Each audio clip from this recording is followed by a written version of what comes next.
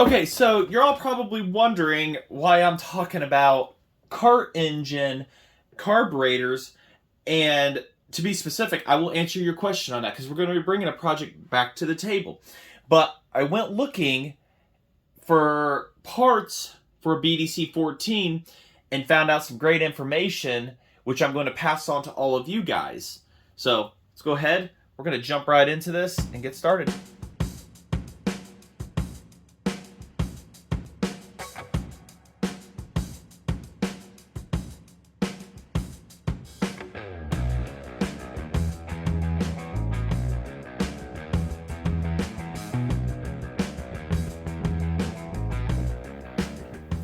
So as I said, I went onto Facebook, and this is like, I think 2 years ago I did this project, and like I said, we'll show it here. I went on there asking if I could find a needle and seat for a BDC 14 carburetor. Now, because the one I had that screws into it, I could not find a replacement for that screw and seat, and it leaked past the one carburetor that I have, and it ran great, fantastic on the engine, but after sitting, it would flood the crankcase, and no matter what I did, what I tried to find, needle and seat wise, it would not work. Well, cart guys that spoke up and everything said this, and it makes perfect sense now. BDCs do not have removable seats in them, and the pressure pulse setups do. Pressure pulse, BDC. See that? Inside there, the seat does not remove. It is a press-in seat. But inside of the pressure pulse, it's a removable screw-in seat, as shown by this other one right here. So I said to them, all right, well, I could put a pressure pulse on it. That's no problem. And whatnot, it should function just about the same and whatnot. And I was told, no. You will be disappointed with the pressure pulse. And there was a flaw in the design of the pressure pulse. So, all right, you have my attention here. What is the design, the fall factor, and everything and whatnot? So, according to Mr. Steve O'Hare on the pressure pulses, what made them defective and why the BDC 14, BDC series in general, is much better and why they came to be from the differences in these and whatnot now. So this is I think it was a 36 millimeter carburetor, and there's no venturi inside there whatsoever. You have no venturi. It's just a straight shot all the way through. The BDC, on the other hand, has a venturi. So it's 35 millimeter here, and then or 1 3/8 bore, and this is a 36 millimeter, but it goes down to a venturi, and I didn't measure how much this one is here. So, but carb-wise, plate-wise, they are they're the same. They look so similar. But the pressure pulse has its fault.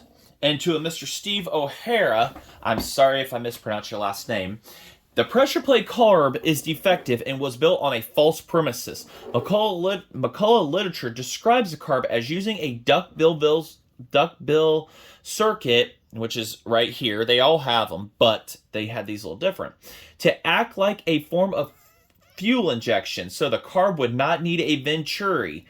Note how that was. It's just straight through.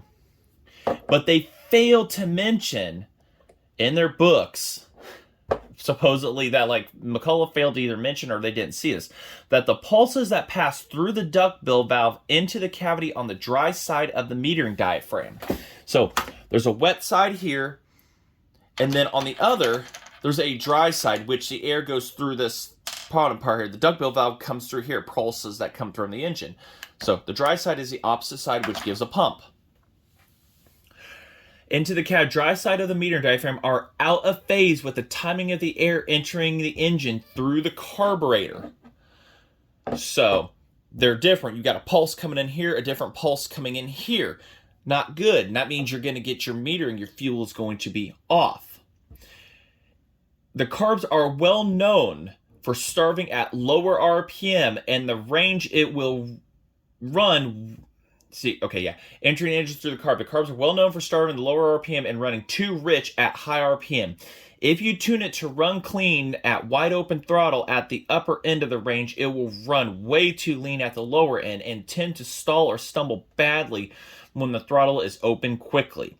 If you tune the jets to eliminate the low speed stumble, the engine will run way too fat up high and just blubber and pour out smoke. Since all of my use of these cars relates to karting competition, I can't be sure how much luck you will have with one saw on a saw, but my bet is you won't be happy.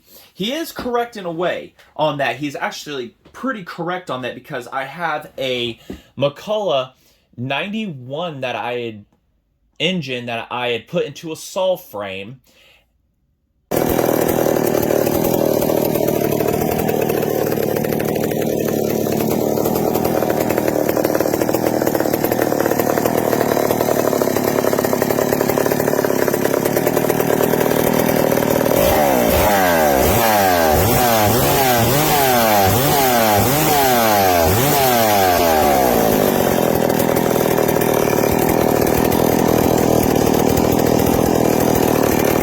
And that was the thing that was happening. I could wide open throttle that bad boy at high speed and just, it would blubber and everything. You lean it out, but on the lower end, it would definitely, like he described, it would stumble for just a second. Now imagine having a go-kart going around the track in a heavy setup. Well, if you're using it on a chainsaw application and like all two strokes, you start up high and then you put it under load, and that's the same way you dyno two-stroke engines. So it falls on its face. It doesn't have all the power, and you're having like tune it while going. It wasn't good. It works, but it wasn't the greatest and everything. And that's why you didn't really see these being used later on and whatnot, and why they went to a BDC, the Walbro BDC series. So when I asked if a BDC plate stack would fit on a BDC 16 that I had, because I had plenty of BDC 16s, okay, cool. We'll do that and everything instead, because I had a few of them laying around, BDC 16 and BCC 20, that were given to me. Try to get a BDC carburetor, a correct one that has the fixed needle inside of it and everything. And the answer was yes, but according to Larry Tracy, another kart guy, Brian Gray, you can use the BDC 14 plates, gaskets, and diaphragm on the BDC 16 body. That's what we used when IKF, I don't know what IKF stands for. It's an acronym. So if you know in the comments, let me know. Allowed in the 100cc max to run Alky and mix them with the Yamahas. It's tough to get brass needle and seats to seal good, especially if running gas. That is the problem I was having, because the BDC kit that you get on eBay comes with a brass needle and seat. And I even put a nylon in the other one and it still wouldn't seat. And that once again came up to, where can I find a needle and seat setup for these, which, trying to find a rubber tip needle and everything. I was told the Yamaha KT100s, they're a little bit longer on the needle and whatnot, but I don't know where to get a needle for a BDC 14, because they are rubber tipped, because they are gas carburetors. Now, as I've said, but that won't solve my fuel leaking past the needle issue. So Steve says this is what he does, and this is coming from Steve. He told me he has been working around McCulloch kart engines and McCullochs since 1967, and other people say he is a guru, and I do not doubt anything he has to say when it comes to stuff. So, Larry Tracy, but that is not a solution, since there's no such thing as a rubber tip needle that fits the seat in a BDC 16 carb. So the needles and seats are a little bit different in length between them. It will not fit. So a BDC 16 running gas is definitely, they weren't meant for that. They're alcohol carburetors. So because the brass on brass, there's no real rubber components that are going to get destroyed immediately, except for, diaphragms and stuff. But unless you're running 100% methanol and an aggressive expansion chamber, you don't need the double pump stack. The builders that produce the carbs using BDC 16 bodies and single pump plate stacks simply did not know what they were doing. The limitations imposed by the BDC 14 and other similar gas carbs are rooted in the capacity of the pump, not the size of the inlet needle or high-speed jet, which are the primary differences between the 14 and 16 bodies. I have built dozens of carbs used by the vintage kart racers all over the country that are just the opposite. A BDC 14 body, what I have in my hand here, with a double pump plate stack. That combo, double plate come on the alcohol, BDC 16, and I think it was like the BDC 20 or 22. It's one of those, I can't remember, but double plate for alcohol. A BDC 14 body with a double pump plate stack. That combo provides all the pump capacity any Mack engine can use, even running 100% methanol, yet gives the benefit of a rubber tip needle that the BDC 14 has for a complete control of fuel flow. When I build the carbs, they are tailored to the user's choice of engine and exhaust. If the carb will be used on a 100cc engine with a simple box muffler, no changes need to be made to the body at all. If the carb is to be used on a 101, which is what I run, and I have, with a pipe, then I adjust the size of the main dump tube and inlet seat orifice to suit. The hybrid carbs are very easy to tune and will start easily and sit at idle indefinitely without loading up or flooding, yet they can flow enough fuel to meet the needs of big engines with pipes.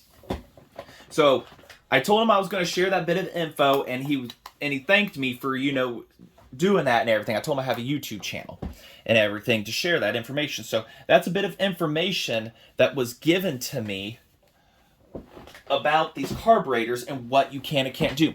So the Pressure Pulse will carburetor stuff, just not carburetor stuff correctly. So that is why you find kart guys pretty much giving these away. You find them on eBay cheap, and they are not it. There are some on eBay that are stamped BDC 14, look this way, but are straight through hollow. They like this. They do not have the Venturi where it goes down and next down here. Does not reduce its size. Plus, the BDC insides look like this. Not this. This is a Pressure Pulse setup. See that? So that's why I'm told they sit on there. They will sit cheap, and you will not find that. I don't even know where you can even get seats at for this series if you decide to run them, which is fine. Your choice. But the BDC series was ultimately better. Now, another thing I had also brought up a while back, and I got this answered. I asked, so what is the difference in the links between these and the BDC series? Like you get a BDC 14 and you get a BDC, I think it's 22 actually, is the, gosh, I can't remember. But there's difference in the dump jet size, length, if you will. Like some are centered, like on the 14 here, some are a little shorter, like on another one. And I'm told they perform the exact same. Your difference is when the BDC 14s here didn't run chokes. They have the provisions for them, but they're plugged off. Other versions of these carburetors that came on other stuff, and this is Steve was saying this to me, and he said they put them on like motorcycles, snowmobiles, other applications. Well, those carburetors and engines were put on other applications and stuff like that, like carts and everything, and they didn't run chokes on them anymore.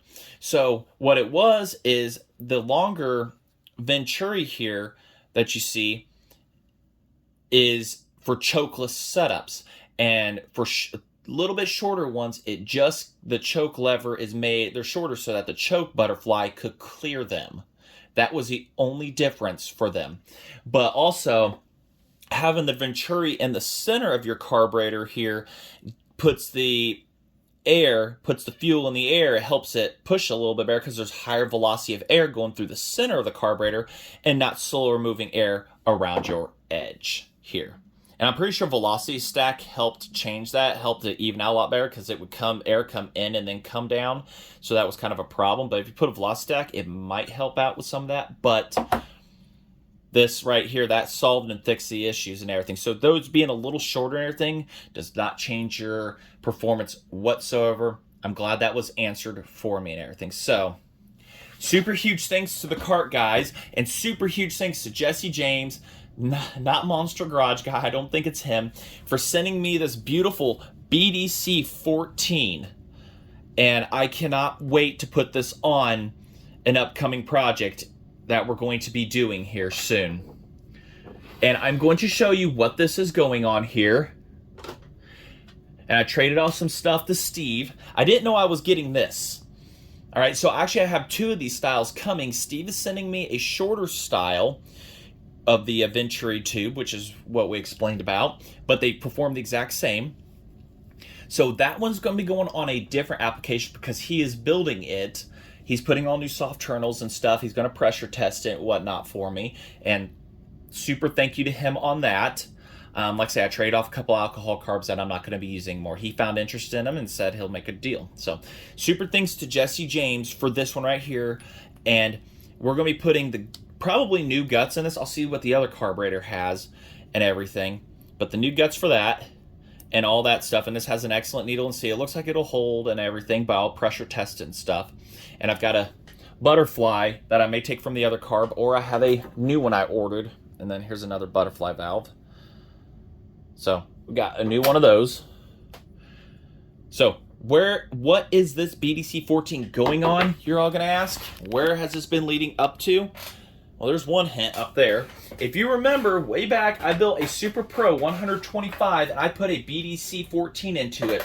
Well, that BDC 14 is the one that has the screw-in seat, and it is not correct. It has, from what I've been told, modified. So unless I can find it, this carburetor right here, I cannot find a matching seat or anything for. So it'll allow me to modify this carb. So this will be a direct swap happening here. Literally should hope if everything goes correct, everything should work perfectly. We're going to swap the needle jets over from there to here, make sure everything is fine, do appropriate cuts and everything, because I've done slotting in this to do a screwdriver through the side here for both of them. This one has ran flawlessly before. Here's a video of that.